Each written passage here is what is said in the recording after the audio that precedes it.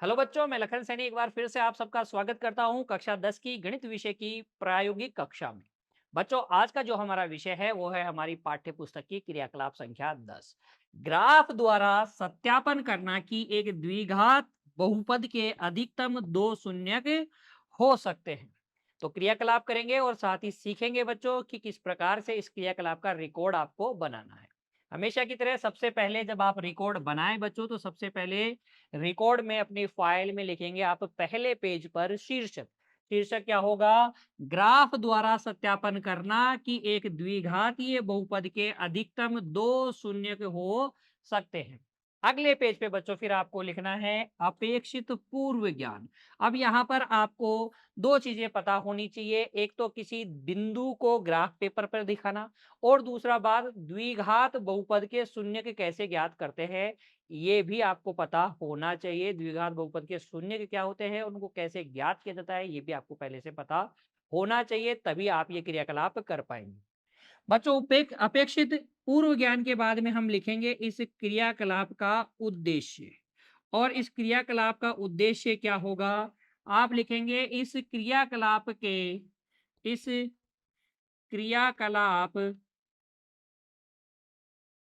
बाद इस क्रियाकलाप के बाद आप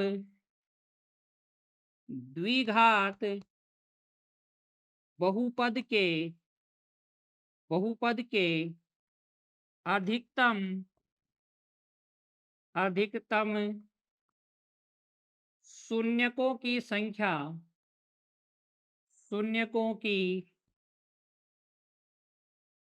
संख्या का सत्यापन सत्यापन करने योग्य हो जाएंगे। सत्यापन करने योग्य हो जाएंगे। ठीक है ना? ये हमारे इस क्रियाकलाप का क्या है? उद्देश्य है। ठीक है ना? आप ये सत्यापित करने के योग्य बन जाएंगे, बता पाएंगे कि किसी भी द्विघात बहुपद के अधिकतम शून्यकों की संख्या क्या होती है? दो होती है। उद्देश्य के बाद में बच्चों हम अगले पेज पे क्या लिखेंगे? अगले पेज पे हम लिखेंगे आवश्यक सामग्री या आवश्यक उपकरण। इस क्रियाकलाप को करने के लिए बच्चों आपके पास क्या क्या होना चाहिए? ग्राफ पेपर होना चाहिए। कम से कम कितने? 3 ग्राफ पेपर तो आपके पास होने ही चाहिए। ज्यामिति बॉक्स होना चाहिए, ज्योमेट्री बॉक्स जो आप सभी के पास अवेलेबल होता है बच्चों। पेंसिल तथा रबर भी आपके पास होने चाहिए। ठीक है। अब देखिए क्रियाकलाप की तैयारी लिखते हैं बच्चों। हम क्या लिखते हैं? क्रियाकलाप की तैयारी अगले पेज में। और क्या तैयारी करनी है हमें इस क्रियाकलाप के लिए?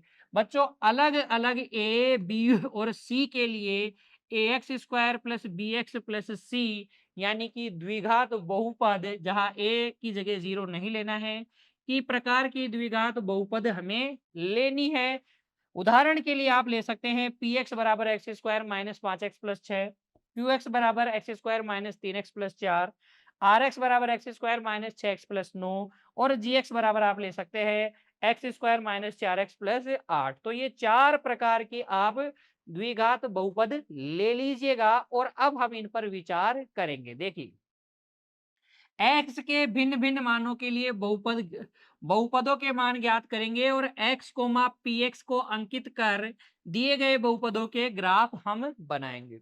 तो जब आप ग्राफ बनाएंगे बच्चों, तो कुछ इस प्रकार का ग्राफ आपको मिलेगा। X square minus 5x plus 6 का। यहाँ देखिए ये ग्राफ कैसा है? ऊपर की ओर खुला हुआ है। ऊपर की ओर खुला है ना? ऊपर की ओर खुला है। और ये एक्स अक्ष को कितने बिंदुओं पर काट रहा है? दो बिंदुओं पर काट रहा है। एक्स अक्ष को एक्स अक्ष पर प्रतिच्छेद अगर हम देखें प्रतिच्छेदन अगर हम देखें तो दो जगह प्रतिच्छेदन है। तो ये दो जगह प्रतिच्छेदन है, इसलिए शून्य के कितने हो जाएंगे? इस प्रकार का बहुपद है तो शून्यकों की संख्या कितनी है इस बहुपद के लिए? शून्यकों की संख्या कितनी है बच्चों? यहाँ पर 2 है। कितने शून्यक हैं? 2 शून्यक हैं। और देखिए यहाँ पर a का मान कितना है? 1 है। b का मान कितना है? -5 है। और c का मान कितना है? 6। है ना? तो इस तरीके के निरीक्ष आप प्रेक्षण ले लेंगे इस बहुपद से। फिर देखिए आगे, अगले बहुपद की ग्राफ पर विचार करते हैं। ये बहुपद है आपके पास 4 minus 3 x minus x square. अगर आप इस बहुपद का ग्राफ बनाएंगे बच्चों तो कुछ इस प्रकार का ग्राफ मिलेगा। यहाँ ए का मान कितना है, -1 है, बी का मान कितना है, -3 है, और सी का मान कितना है बच्चों, 4 है। सी का मान कितना है यहाँ पर, 4। ये ग्राफ जो है यहाँ आप देख रहे हैं नीचे की ओर खुला है, नीचे की ओर खुला है, नीचे की ओर खुला हुआ है। वाई एक्स को, एक्स अक्ष को दो जगह काट रहा है, एक्स अक्ष को दो जगह काट रहा है। इसका मतलब शून्यकों की संख्या कितनी है, शून्यकों की संख्या, यहाँ आप देख सकते हैं शून्यकों की संख्या कितनी है, 2 है। और आप देख रहे हैं वाई एक्स को धनात्मक वाई एक्स पे काट रहा है, और आप देख सकते हैं धनात्मक Y X, positive Y X पे ये काट रहा है। जबकि पिछले वाला ग्राफ कहाँ काट रहा था बच्चों, पिछले वाला भी कहाँ काट रहा था, धनात्मक वाई एक्स पे काट रहा था। ऊपर ले जाके काटोगे तो ये भी पॉजिटिव वाई पर ही काट रहा था। अंतर देखिए, अगर ए का मान धनात्मक है तो ऊपर की ओर खुला हुआ है, ए का मान बच्चों ऋणात्मक है तो नीचे की ओर खुला हुआ है ना? ए का मान धनात्मक है तो ऊपर की ओर खुला है, और ए का मान ऋणात्मक है तो नीचे की ओर ग्राफ खुला है। अधिकतम शून्यकों की संख्या अभी तक 2 ही है, और वाई एक्स को दोनों ग्राफ ऊपर ही काट रहे हैं, धनात्मक में ही काट रहे हैं।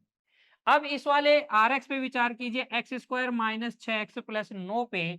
तो यहाँ ए का मान 1 है, बी का मान -6 है, और सी का मान कितना है बच्चों, 9 है। और एक्स अक्ष को ये केवल एक बिंदु पर काट रहा है। इसका मतलब इसके शून्यक कितने हो जाएंगे, इसके शून्यकों की संख्या, शून्यकों की संख्या यहाँ पर क्या है, 1 है।